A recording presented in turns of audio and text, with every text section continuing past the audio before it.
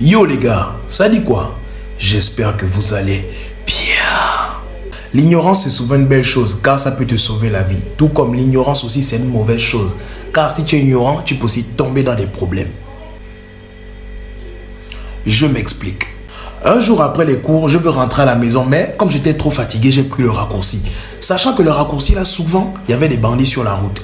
Et je me suis dit, bon, c'était mon jour de chance parce que je n'avais vu personne. Et là, je me suis dirigé par là-bas. Et quelques temps plus tard, je vois quelqu'un qui sort d'un couloir. Mais je ne peux plus reculer parce que si je retourne, ça dit directement que j'ai peur. Donc, je continue ma route. Et là, j'arrive là-bas, le gars m'appelle. Quand j'ai vu le gars au loin, j'ai commencé à casser la démarche comme si moi-même j'étais un gangster. Et en même temps, j'ai froissé un peu la bouille. Comme ça, au moins, si je passe à côté de lui, peut-être il allait dire que ah, ça c'est l'un des nôtres. Et il allait me laisser partir. Mais quand il m'a appelé, je viens, il avait les lunettes de soleil. Je viens, il me dit ça dit quoi? J'ai dit ça va et toi? Il me dit ah, là où tu me vois là, j'ai 500. J'ai dit au gars, je n'ai pas. Il me dit tu es sûr que tu n'as pas? J'ai dit je n'ai pas. Et j'ai regardé un peu dans sa manière de faire. On dirait qu'il n'avait pas encore pris leur dose là. Sinon, il allait sortir quelque chose. Et il me dit, oh non, si je te fouille là maintenant, tu es sûr que tu n'auras rien. J'ai dit, tu vas me fouiller en vertu de quoi? Et pourquoi j'ai pris cette confiance? J'ai pris la confiance parce qu'il y avait un grand bandit qui était recherché par la police. Tout le monde connaissait son nom. C'est pas tout le monde qui connaissait son visage. Moi, par contre, je connaissais juste le nom. Et là, moi, je voulais dire quoi au gars? Si le gars sortait par exemple un couteau, je devais lui dire que, ah, vu que le gars qui est recherché là, on l'appelait Yashiro. J'ai dit que, ah, moi, je suis le petit de Yashiro, tu ne peux pas me faire ça. Et là, s'il demandait maintenant les preuves, j'allais appeler Silver et il devait seulement coopérer. Donc, moi, je comptais sur ça. Mais, bizarrement, le gars m'a dit, bon, il n'y a pas de problème, pas. C'est là où moi, je suis encore parti en gangster, que je ne lui ai pas donné 500, j'ai refusé. Et il me voyait encore comme quelqu'un de grand. Donc là, je n'ai même pas utilisé la carte de Yashiro. Qu'est-ce qui se passe? La même période, je sortais avec une fille là. Et elle et moi, on avait déjà fait 3 mois ensemble. Mais dites-vous que dans les 3 mois là, même pour avoir le bisou, c'était compliqué. Et c'est le genre de fille, on n'a pas l'habitude de parler des sujets quand même un peu, vous voyez un peu de quoi je veux parler. Et là, souvent, je voulais lui dire qu'elle viens même à la maison, on va essayer de faire un peu plus connaissance. Mais j'avais peur parce que ça pouvait se retourner contre moi. À tout moment, elle pouvait dire que voilà, donc toi, tu m'as dragué, au lieu de vouloir mon cœur, tu veux juste mes grosses fesses, espèce de pervers. Qu'est-ce qui se passe donc dans la période là? Un vendredi dans la nuit, moi j'étais chez Silver, la go m'appelle. Que tu es où s'il te plaît? Je dis ah, moi je suis mon frangin. Elle me dit ah là, normalement elle devait aller dormir chez une de ses copines, mais à la dernière minute, la copine a annulé vu qu'elle devait sortir avec sa famille. Donc là, elle avait déjà dit à ses parents qu'elle allait dormir là-bas. Elle ne peut pas retourner à la maison comme ça, donc elle veut venir où je suis. J'ai dit ok, viens. Quand elle vient maintenant, on commence à parler. Après, on va dans la chambre. Quand on va dans la chambre, qu'est-ce qui se passe? On est dans la chambre. Connaissant le comportement de Margot en question, je me dis, bon, je vais dormir de mon côté pour qu'on ne dise pas que je suis un violeur. J'arrête la lumière. Et sens quelqu'un qui me tire d'où courir. Ah, c'est quoi? Est-ce que je peux refuser? Je ne refuse pas. Elle m'a embrassé. On commence les choses donc là. J'ai mis le feu, le feu, le feu, le feu. Après, elle me dit maintenant, ah, ce que tu m'as fait là, c'était trop bien. Attends, je vais te rendre l'appareil. J'ai dit, ah, ok. Je m'allonge. Mon corps t'appartient. J'ai les yeux fermés, elle commence. Au début, c'était bien. Mais à un niveau, elle prend la boule d'ambiance du côté gauche. Là, elle fait. J'ai fait. Quand elle fait. Ça me faisait mal. Je ne sais pas si pour elle, c'était que. Ah, on dirait que là, elle a trouvé le bon truc. Donc, j'ai le goût. Donc, elle fait. Elle tire maintenant. J'ai fait. Aïe, aïe. J'ai dit à la go. Aïe, aïe. Mais je voulais lui donner un coup de poing à la tête. Mais je me suis dit. Aïe, j'ai dit. Aïe, j'avais mal. J'ai dit à la go. Pardon, arrête. Quand je dis pardon, arrête là, pour elle, c'est comme si elle avait trouvé comme si là, elle va finir avec moi. Que j'ai trop le goût pour elle, j'ai trop le goût. Donc j'ai dit pardon, arrête, s'il te plaît, arrête, s'il te plaît. J'ai dit, hey, s'il te plaît, ça me fait mal, ça me fait mal. Elle me dit non, ah, ça te fait mal, hein? Tu as le goût là. Je dis pardon, arrête, s'il te plaît, arrête. Je pousse la gauche, je lui dis, hey, pardon, arrête, tu vas me tuer, pardon. Pour elle, quand je faisais ça dans sa tête, ça veut dire que j'avais plus de plaisir, on dirait. Si je dis, bon, ok, quand je parle, elle ne m'écoute pas, je dois me taire. Donc je faisais me taire. Quand elle a senti que je ne faisais plus rien, j'avais déjà même les larmes. Ça faisait trop mal. Elle faisait trop les choses bizarres. Quand elle monte comme ça, elle me dit, elle revient vers moi, elle me dit, oh, tu pleures. Quoi, tu avais trop le goût, hein. J'ai dit à la go, c'est moi que oui. Viens me serrer, je vais te serrer dans mes bras. Je vais te serrer dans mes bras. J'ai envie de te faire un câlin. Tout ça pour qu'elle arrête. Après le jour là, la go m'envoyait maintenant que des messages qui parlaient que des fesses, tout ça. Bon, Parce que mon travail avait quand même été bien fait. C'est pas pour me vanter, mais bon. Donc, moi maintenant, je me sentais un peu dégoûté, vu que ce qu'elle m'avait fait quand même, quand j'ai repensé à ça, j'avais vraiment eu mal. Et maintenant, elle voulait revenir à la maison. À chaque fois, je trouvais toujours une excuse que voilà, je suis occupé, je fais telle chose. Jusqu'au jour où elle m'écrit, elle me dit donc, toi, tu voulais juste profiter de mon corps, tu as eu ce que tu voulais, maintenant tu me chasses maintenant comme une chaussette. Bon, moi, je suis quand même quelqu'un de sensible. J'ai dit, ok, bon, c'est pas ça, t'inquiète, on va se voir au moins dans un coin public.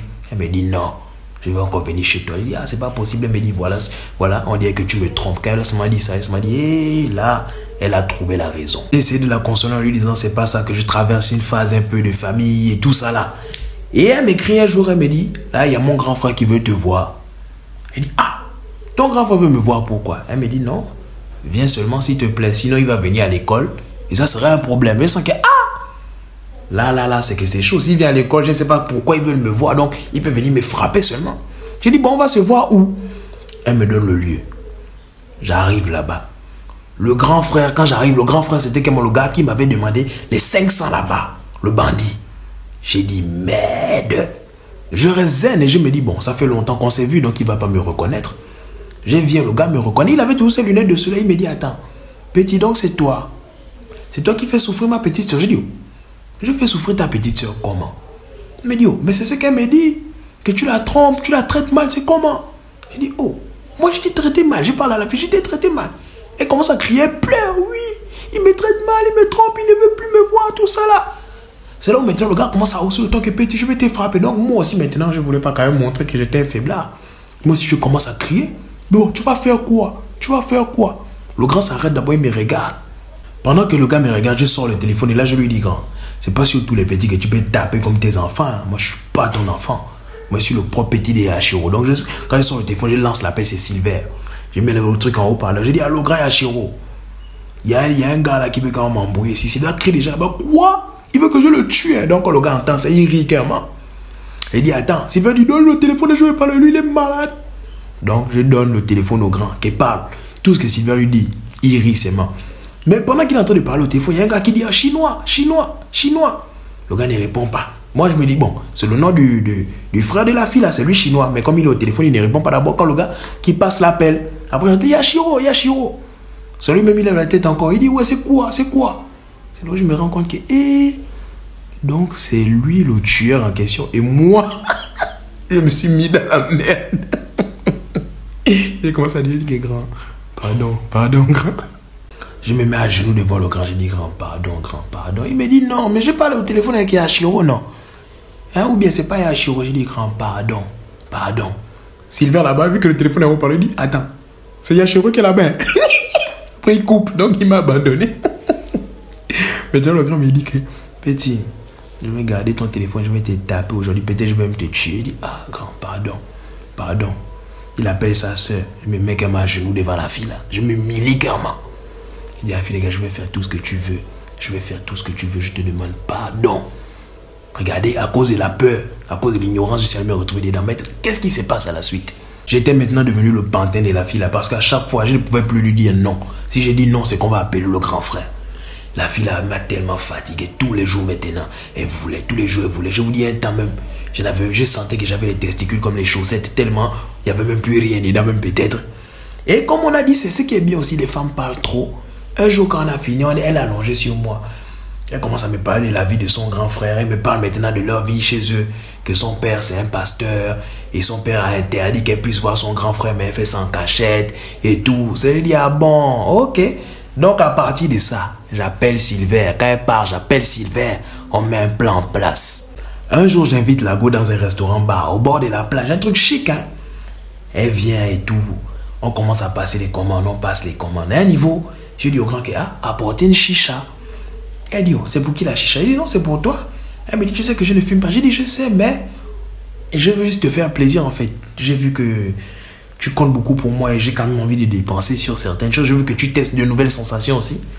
Elle dit, ok, il n'y a pas de problème. Le gars amène la chicha. Dans tout ça, Silver est dans un coin, lui, il nous filme.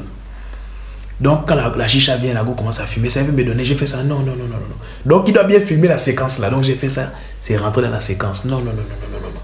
Donc là, maintenant, Lago a fumé la chicha là, seul. Après, quand je retrouve Silver, je vois bien la séquence où je fais ça là. C'était bien sorti. Elle me donne la chicha, j'ai fait ça. Comme si c'était elle le démon. Et là, maintenant, j'ai la vidéo. Je peux poursuivre le plan. Donc, je cherche maintenant l'église de son père. Je suis allé à l'église de son père, habillé comme un responsable. J'arrive là-bas, je dis, ah, pasteur, vraiment, j'ai envie de vous montrer quelque chose. Et c'est parce que je considère beaucoup cette personne. Il me dit, mon fils, il y a quoi? Je dis, excusez-moi, mais je suis obligé de vous montrer ça. Il me dit, il y a quoi? Je montre. Je montre la vidéo, c'est sa fille qui a la chicha et tout ça. Il est chaud. Qu'est-ce qu'il me dit? Il me dit, mais qu'est-ce qui s'est passé? Comment tu as fait la vidéo? Pourquoi je ne comprends pas? Explique-moi. Je dis, ah, pasteur, moi je suis quelqu'un de très pieux là où vous me voyez. Votre fille, c'est quelqu'un que je considère beaucoup.